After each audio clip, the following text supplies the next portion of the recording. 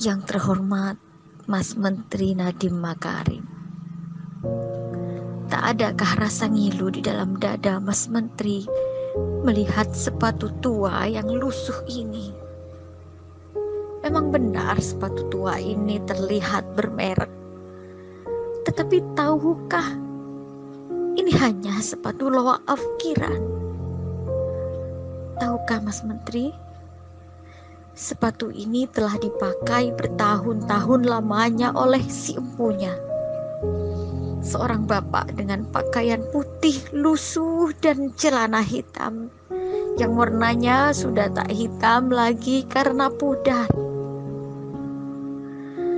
Mendekati usia senja, masih setia mengajari anak-anak di pelosok negeri ini membaca dan mengeja.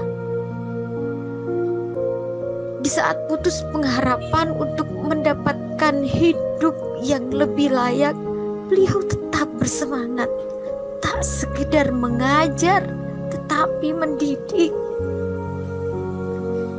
Gaji di bawah 500.000 sungguh tak cukup untuk makan sebulan, apalagi untuk membeli sepatu. Terpaksa di saat pulang mengajar, beliau mencari pendapatan tambahan sebagai pekerja serabutan. Tahun ini Mas Menteri memberikan secerca harapan untuk beliau, program P3K, untuk memberikan harapan kehidupan yang lebih layak. Tetapi tahukah Mas Menteri, soal-soal yang Mas Menteri berikan hanya teori belaka saja, tak sebanding dengan praktik pengabdian berpuluh-puluh tahun lamanya. Soal-soal yang membuat beliau terseok-seok ketika memegang mouse dan membuat kepalanya pening. Akhirnya, passing grade pun tak diraih. Pecahlah tangis beliau di dalam hati. Terlihat jelas ketika nilai-nilai itu terpampang di layar monitor. Beliau terdiam 1000 bahasa. Entahlah apa yang dipikirkan. Melihatnya pun saya pun ikut terisak. Memang benar beliau tak secerdas, sejenius, sekreatif Mas Menteri. Tetapi beliaulah yang menjadi pelita di tengah gulita buta aksara di pelosok negeri ini. Memang benar beliau tak pandai teknologi, tapi tanpa teknologi beliau mampu membuat anak-anak negeri ini merangkai kata dari A hingga Z, berhitung, dan hal-hal dasar untuk memahami hidup. Memang benar para muridnya sebagian besar menjadi TKI dan TKW. Tapi tahukah Mas Menteri, bukankah mereka juga merupakan pahlawan penghasil devisa negara tercinta ini? Beliau mempunyai andil yang besar dalam membangun negeri tercinta ini. Sudi kiranya Mas Menteri memberikan keringanan untuk beliau bisa menikmati masa tuanya dengan sepatu dan kehidupan yang lebih layak. Tak usah diperumit. Jika tak ada kebijakan untuk mengangkat derajat mereka, setidaknya di surga besok sepatu ini akan menjadi saksi bahwa ilmu yang beliau ajarkan sangat bermanfaat untuk keberlangsungan umat. Dari saya, Novia Kasifa, pengawas ruang P3K, ditulis dengan berurai air mata. Kembali bersama saya, Dr. Fernandes Arum, dalam sesi Oral Talks. Anda sudah melihat kan video di awal, bagaimana video itu menunjukkan coretan hati dari seorang pengawas ruangan P3K. Ya, P3K ini merupakan salah satu program pemerintah untuk merekrut pegawai ASN, ya. Jadi P3K. Pegawai pemerintah dengan perjanjian kerja. Jadi ASN ada PNS dan P3K. Nah, video ini benar-benar menggugah hati saya. Kenapa demikian? Karena memang apa yang dialami oleh figur di dalam video itu memang sangat memilukan dan tidak kebetulan, itu memang saya mengalaminya. Saya honor di SMA sejak 2007. Ya, kalau mau ditanyakan persoalan gaji tidak usah ya.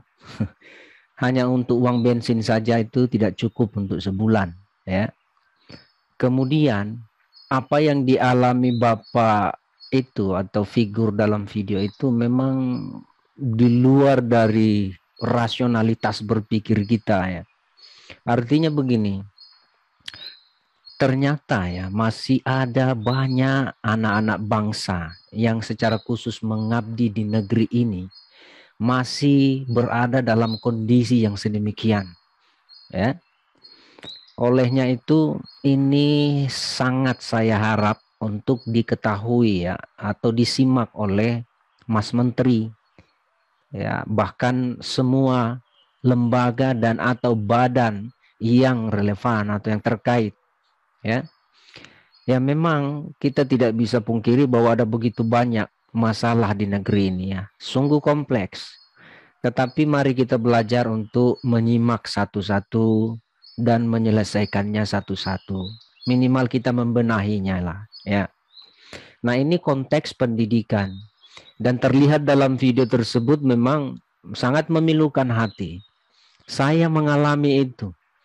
Ya, saya melalui itu. Gaji per bulan antara 250 sampai 300 ribu rupiah per bulan ya. Ya itulah saya katakan tadi, hanya untuk ongkos bensin itu tidak sampai sebulan tuh ya. Tetapi karena memang kita memiliki jiwa pendidikan yang luar biasa, itu persoalan gaji sampai dikesampingkan gitu. Walaupun memang di dalam hati itu kita ya menginginkanlah yang namanya volume kerja yang setaraf ya dengan penggajiannya begitu atau upahnya kan. Tetapi lagi-lagi bahwa memang sampai saat ini ya ada banyak hal yang seperti itu. Kita akan ulas satu persatu. Namun kita coba melihat videonya dari awal dan sambil saya akan memberikan komentar tentang apa yang dikatakan oleh pengawas ruang P3K itu. Dan saya yakin itu ketika pelaksanaan tes P3K di waktu yang lalu kayaknya ya. Nah, mari kita coba melihat video yang dimaksud ya. Yang terhormat Mas Menteri Nadiem Makarim, tak adakah rasa ngilu di dalam dada Mas Menteri melihat sepatu tua yang lusuh ini? Memang benar sepatu tua ini terlihat bermerek, tetapi tahukah ini hanya sepatu loa afkiran? Tahukah Mas Menteri, sepatu ini telah dipakai bertahun-tahun lamanya oleh si empunya, seorang bapak dengan pakaian putih lusuh dan celana hitam yang warnanya sudah tak hitam lagi karena pudar. Mendekati usia senja masih setia. Nah, coba saudara, ini bukan hanya mempersoalkan sepatu ya yang dipakai oleh figur dalam video ini atau bapak dalam video ini, tetapi lebih kepada pesan bahwa selama beliau mengabdi kepada nusa dan bangsa ini ya, dengan mengajar dan mendidik anak-anak bangsa ini, beliau hanya urusan sepatu saja itu setengah mati.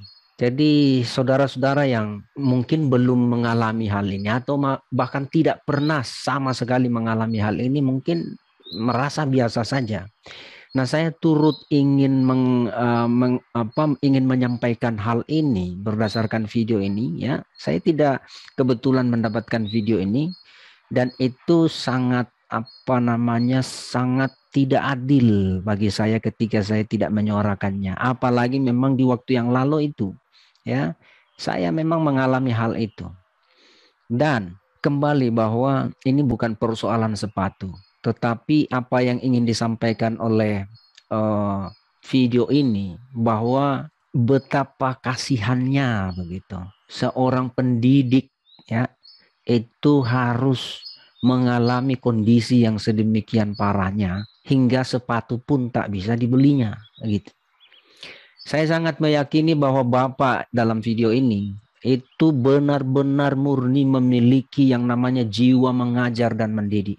Seandainya tidak, mendingan dia pergi mencari pekerjaan yang lain. Tetapi dia memiliki jiwa itu, hidup ya, living pedagogy ada di dalam dirinya. Jadi dia tidak bisa untuk melepaskan pekerjaan dia sebagai tenaga pendidik ya, karena di pikirannya jauh ke depan. Pikirannya itu betul-betul ingin melayani anak-anak bangsa ini, minimal mereka bisa melek aksara itu ya. Coba Anda bayangkan bagaimana perjuangan Bapak ini dalam video itu. Itu luar biasa. Ini bukan hanya sekedar video dan memang fakta dan banyak hal ini terjadi khususnya kami di daerah-daerah ya. Jadi hal ini bukan berarti kita ingin menarik perhatian Mas Menteri ya untuk membantu Bapak dalam video ini, tetapi ini pesan untuk seluruh anak-anak bangsa khususnya pengabdi-pengabdi bangsa yang sama sekali belum pernah menikmati upah dari negara. Bapak ini kan non PNS, bahkan bukan P3K. Jadi gaji untuk guru-guru honor itu hanya dari komite sekolah. Ya untung kalau pemasukan komite sekolah ada dan lancar. Makanya kami digaji dulu itu memang ya nanti cukup lah sekitar 200, 300 ya. Barulah dikasih kan. Jujur saja waktu itu saya mengajar ya di sekolah SMA itu. Saya start mulai dari jam 7.15 sampai jam 6 sore ya. Karena guru bahasa Inggris di situ yang PNS tidak ada. Dan saya mengajar itu 32 jam per minggu ya, melampaui dari guru PNS yang sertifikasi. Tetapi apa? Jiwa kami itu, jiwa mengajar dan mendidik kami itu benar-benar murni sehingga tidak pernah kami menoleh ke jenis-jenis pekerjaan yang lain ya untuk bisa fokus ke situ. Kami tetap fokus walaupun ada pekerjaan lain yang bisa menambah pemasukan kami, tetapi kami tetap fokus yang namanya mengajar dan mendidik. Nah, lanjut videonya. Mengajari anak-anak di pelosok negeri ini membaca dan mengeja.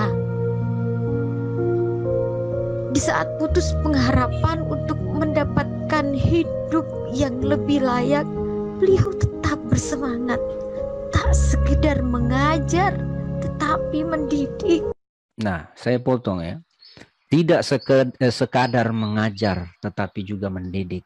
Ini seringkali memang saya sampaikan ya, ada dikotomi yang sangat berbeda di sini antara mengajar dan mendidik. Jadi kalau dibilang pembelajaran itu mencakup dua hal, dua proses di dalamnya, yaitu mengajar dan mendidik, ya, belajar dan mengajar. Ini dua hal yang berbeda, baik dari segi sifatnya maupun hasil akhirnya.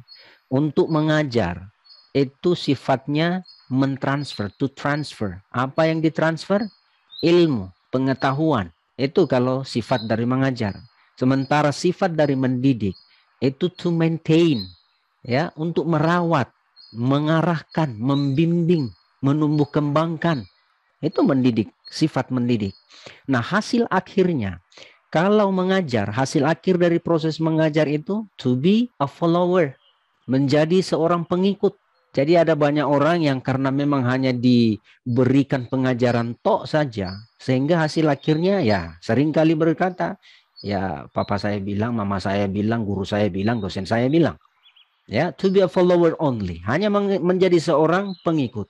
Nah, hasil akhir dari proses mendidik itu to be a leader, menjadi seorang pemimpin.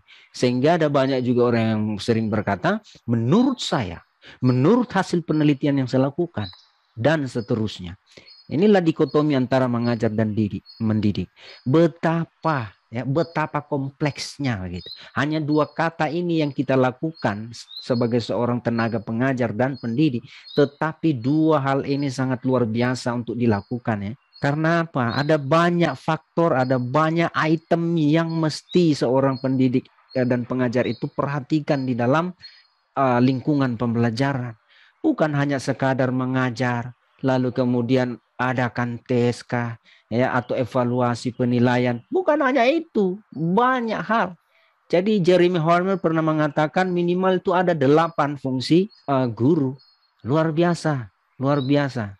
Jadi saya yakin juga bahwa di selama musim pandemi ini ya, di mana peserta didik itu belajar dari rumah, itu kan rata-rata orang tua pasti merasakan itu, bagaimana sih mengajar tuh, bagaimana mendidik itu. Bukan pekerjaan yang mudah, ya, bukan pekerjaan yang mudah, bukan pekerjaan yang mudah sekali lagi ya. Ya, lanjut. Gaji di bawah 500.000 sungguh tak cukup untuk makan sebulan, apalagi untuk membeli sepatu. Nah, coba saudara coba bisa Anda bayangkan begitu ya. Ya, gaji di bawah 500.000 tuh. Ya, mungkin waktu saya katakan pengalaman saya, ya Anda mungkin mengatakan ya itulah di tahun 2007 ya. Ini kan tahun 2021. It's okay. It's okay. Nah, sekarang Bapak ini coba. Ini tahun 2021 kalau saya tidak salah ini untuk tes P3K yang kemarin ini ya. Masih ada rekan kita yang mengalami hal yang seperti ini kan. Luar biasa. Betul-betul pemerataan pendidikan itu masih sangat jauh ya. Masih sangat berbeda ya di tiap daerah begitu. Memang ini harus kita menghimbau ya, bukan hanya tugas pemerintah pusat tetapi pemerintah daerah. Ya, itulah gunanya ada undang-undang otonomi daerah untuk mengatur segala bentuk ya penyelenggaraan pemerintahan di daerah masing-masing termasuk pendidikan. Ya, olehnya itu memang pesan saya ke semua masyarakat ya, saat memilih pejabat itu coba betul-betul lihat track record dia, betul-betul lihatlah itu bagaimana apa-apa yang sudah dia lakukan di daerah Anda masing-masing ya, sebelum dia diangkat menjadi seorang pejabat. Perhatikan itu baik-baik. Kasihan anak-anak kita tuh, kasihan generasi kita selanjutnya itu, bagaimana ada banyak PR yang kita mesti tinggalkan lagi kan. Ini hanya masih persoalan sepatu yang robek-robek itu kan, alasnya itu kita masih ya berorientasi ke situ. Jadi ini bukan hanya tugas pemerintah pusat, juga pemerintah daerah lebih-lebih. Bahkan kita semua masyarakat seperti itu. Saya ingin sekali mengatakan, coba ketika misalkan tidak ada guru dan dosen, nah coba ajar sendiri anak-anak Anda tuh di rumah. Ya, kira-kira bagaimana? Ya paling memberikan sesuatu yang apa adanya saja kan. Ini bukan pekerjaan yang mudah mengajar dan mendidik. Bahkan di antara dua kata itu, mengajar itu ya jauh lebih mudah daripada yang namanya mendidik ya. Itu harus dipahami itu. Ini saya sangat-sangat menyentuh hati saya karena bukan hanya sekedar cerita yang sedih ditampilkan dalam video ini, tetapi memang itu saya alami. Jadi saya bisa merasakan apa yang dirasakan Bapak ini di dalam video itu. Nah, sekarang lanjut. Terpaksa di saat pulang mengajar, beliau mencari pendapatan tambahan sebagai pekerja serabutan. Coba kan. Jadi ini ada dampak yang memang secara tidak langsung mungkin tidak disadari oleh pemerintah pusat maupun daerah ya. Bahwa ketika tenaga pengajar dan tenaga pendidik itu sama sekali belum terjamin ya penghidupannya, sehingga dia harus masih mencari jenis-jenis pekerjaan yang lain untuk menambah pemasukannya. Ini kan sebetulnya tanpa disadari telah mengganggu proses pembelajaran itu sendiri atau secara umum penyelenggaraan pendidikan itu sendiri. Ini yang menjadi persoalan yang mungkin tidak terlihat langsung oleh pemerintah pusat dan daerah ya, tetapi itu sangat jelas terjadi dan itu fakta. Sampai saat ini pun saja jujur ya, jangankan guru honor ya, dosen yang non PNS saja itu juga masih banyak yang mengalami seperti itu. Jadi jika anak-anak bangsa ini ingin menghargai yang namanya pendidikan, berilah penghargaan kepada pelaku-pelaku pendidikan dengan sepantasnya, supaya anak-anak bangsa itu benar-benar dapat melihat ya, secara aksiologis mereka bisa melihat tuh nilai dari penyelenggaraan pendidikan itu sendiri. Kan seperti itu. Jadi tidak bisa kita salahkan Bapak ini juga harus mencari pekerjaan serabutan yang lain. Hanya untuk menambah pemasukan. Di bawah 500.000 apalagi di zaman ini. Itu ya Anda bisa pikirkan sendiri itu. Bagaimana tentang kecukupan. Ya lanjut. Tahun ini Mas Menteri memberikan secercah harapan untuk beliau. Program P3K untuk memberikan harapan kehidupan yang lebih layak. Nah, saya potong lagi ya. Pemerintah memberikan jalan atau jalur P3K ya untuk memberi harapan tentang kehidupan yang lebih layak ya. Di sini bagi saya dari segi kata saja sudah berpolemik ya. Antara dibilang PNS, P3K ya. Ada dibilang pegawai negeri sipil, ada yang dibilang pegawai pemerintah dengan perjanjian kerja. Dan parahnya kalau bagi saya ya ini sangat parah. Mengapa? Untuk P3K khususnya itu hanya ditujukan kepada mereka yang memang umurnya itu sudah di atas 35 tahun. Sementara kalau saya mau katakan bahwa untuk usia produktif WHO itu sudah menyatakan tuh sampai 60 tahun. Mengapa sampai 35 tahun saja ditentukan pemerintah untuk usia produktif? Yang kedua, persoalan jam terbang dalam pengalaman kerja.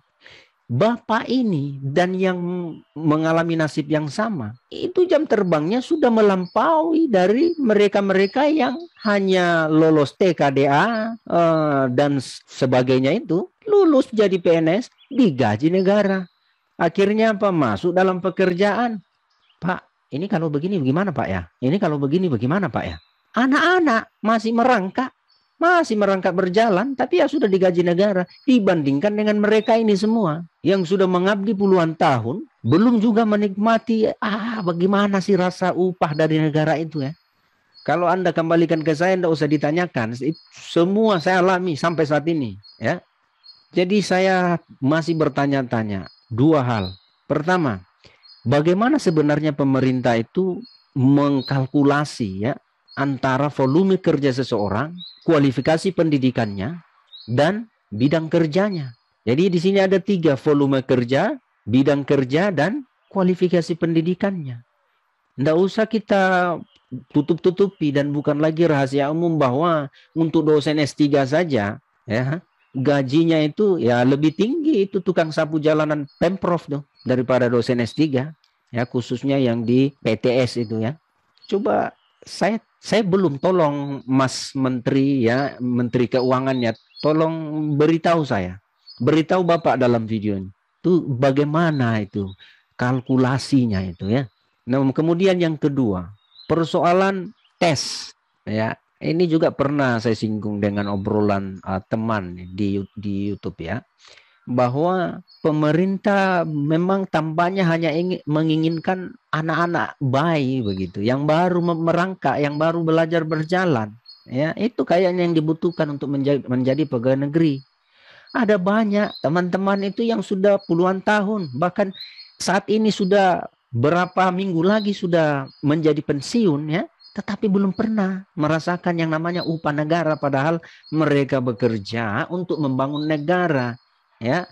Entah itu di PTN, perguruan tinggi negeri, PTS, perguruan tinggi swasta ya, sekolah negeri maupun sekolah swasta. Tetapi mereka itu ya, dibandingkan dengan anak-anak yang baru tamat kuliah, hanya lolos TKDA, jadilah dia digaji negara ya.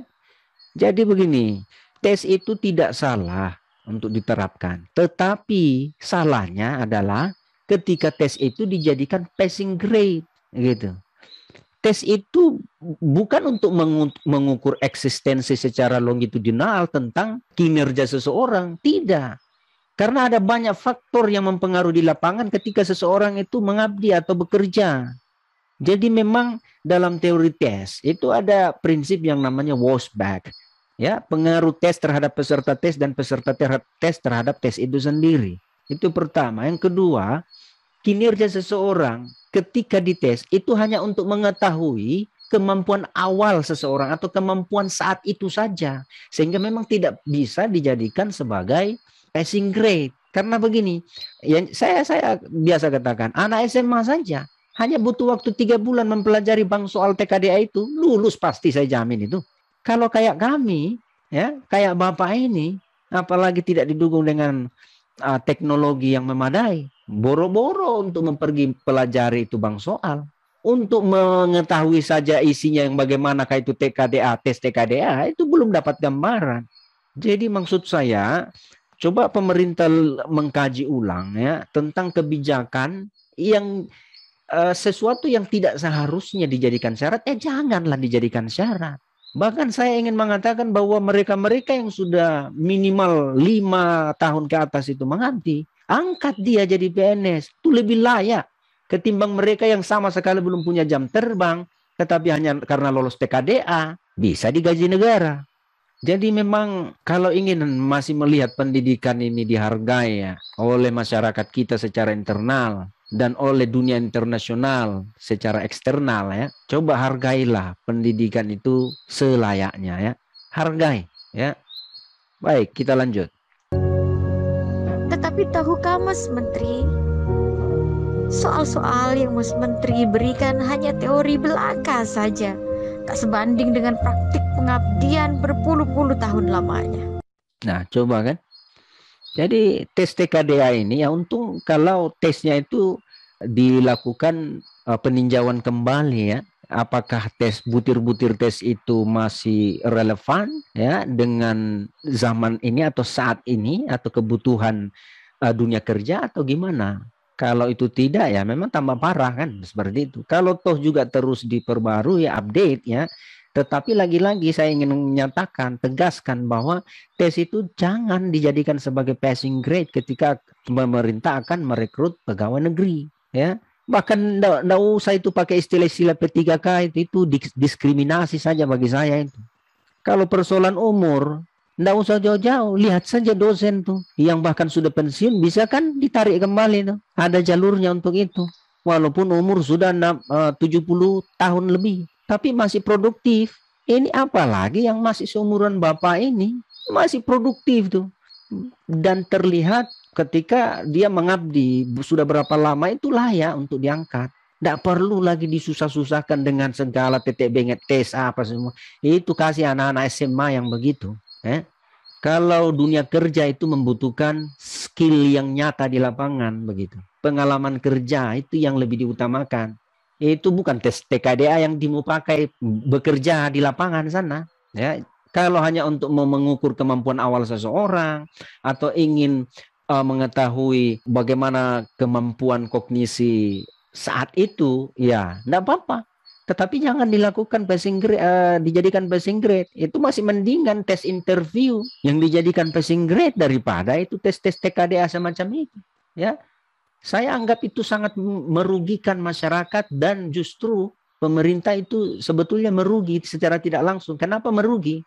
Karena pemerintah harus menggaji PNS-PNS yang ya coba lihatlah. Tidak usah kita bicara banyak tentang kinerja PNS ya beberapa. Ya, apakah itu yang dibutuhkan? Baru merangkak, sudah lolos PNS. Ini Bapak ini sudah bertahun-tahun mengalami ya masuk, bukan hanya masuk di dalam pendidikan, tetapi pendidikannya sudah masuk di dalam dirinya, juga belum pernah merasakan yang namanya upah pemerintah. Kenapa terkendala? Ya, Anda boleh masuk P3K ya, ikut tes. Giliran ikut tes TKDA, jangankan mau kerjakan tes TKDA, megang mouse saja kasihan, gemetaran-gemetaran. Ya, karena mungkin di tempatnya kesediaan teknologi itu tidak memadai. Jadi pengalaman tentang teknologi juga masih kurang.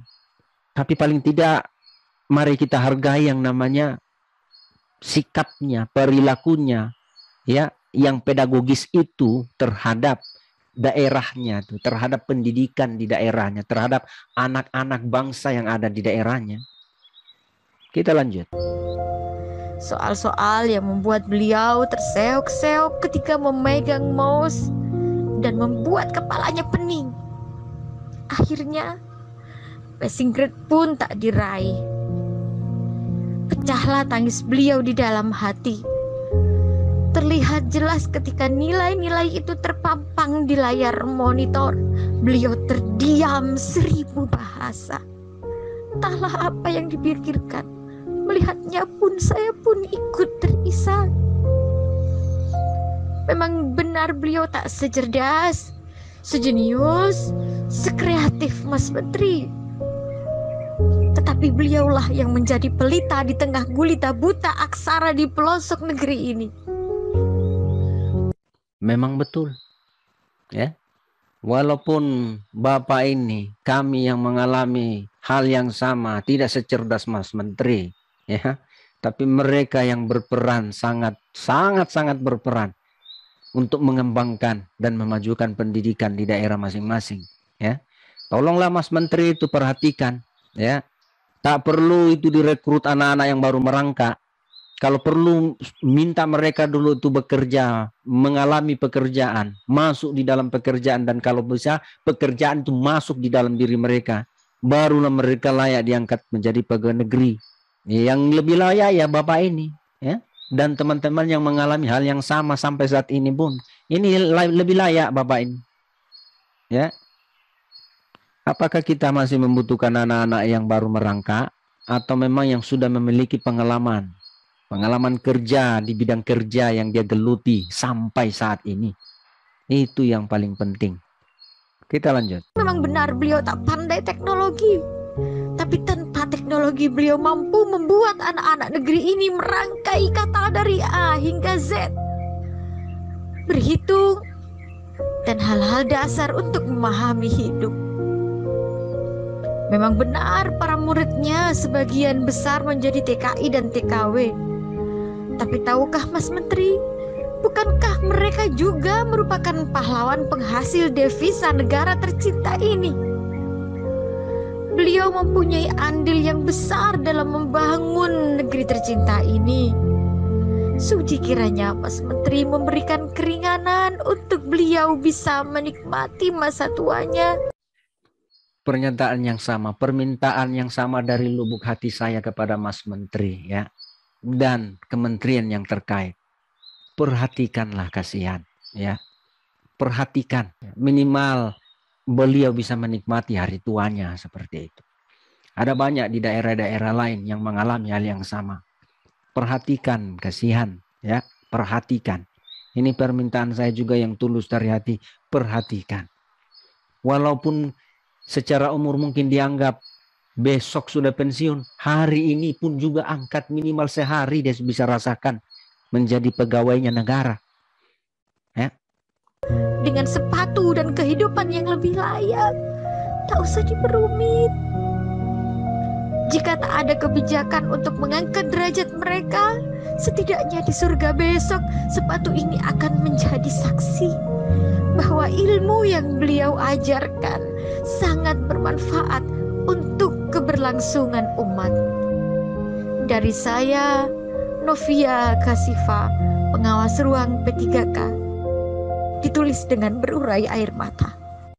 Saya sungguh prihatin, ya, dan meminta, ya, dengan tegas dari dalam hati saya yang paling dalam, tolong Mas Menteri, ya. Ya, saya sangat memahami, ya, bahwa ada banyak tugas yang Mas Menteri kerjakan, ada banyak tugas yang mesti dipikirkan, ya. Tetapi tidak kebetulan melalui video ini Mas Menteri bisa melihat dan menyadari bahwa ternyata memang masih banyak hal-hal seperti itu, ya.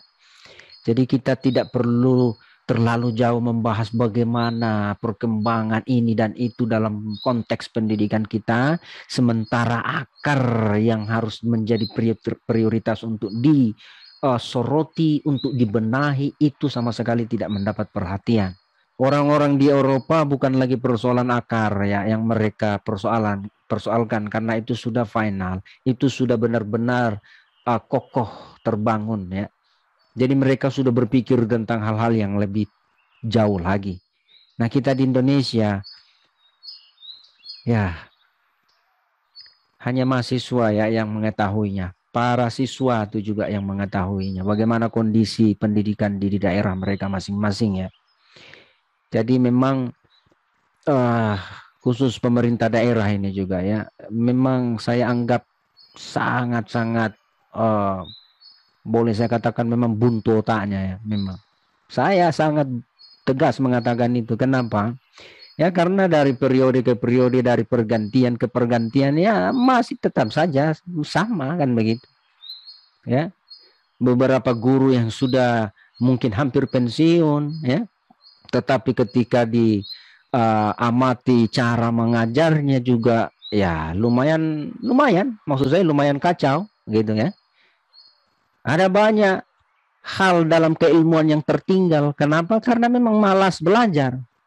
Itukah yang mau digaji negara tiap bulan, bahkan ada tunjangan pensiunannya ya. Jadi ini bukan, kita tidak berbicara tentang kecemburuan sosial, tidak, tetapi keadilannya itu gimana begitu. Tidak kebetulan video itu ada ditayangkan ya dan beredar di mana-mana, itu tidak kebetulan.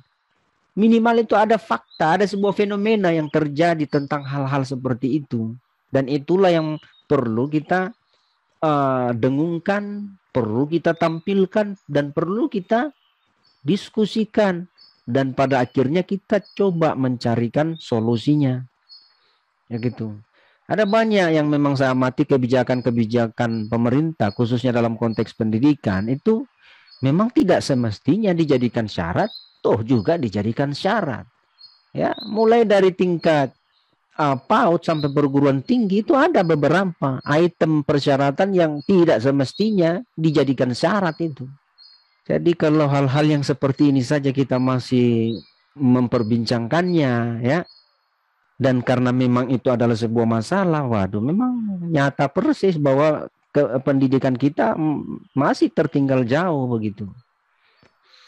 Oke, terima kasih Anda telah menyimak, dan inilah ungkapan perasaan saya yang mewakili Bapak di dalam video tadi, dan semoga kita bisa bersama-sama ya, khususnya masyarakat, mari kita memajukan pendidikan kita dengan cara menghargai pendidikan kita sendiri.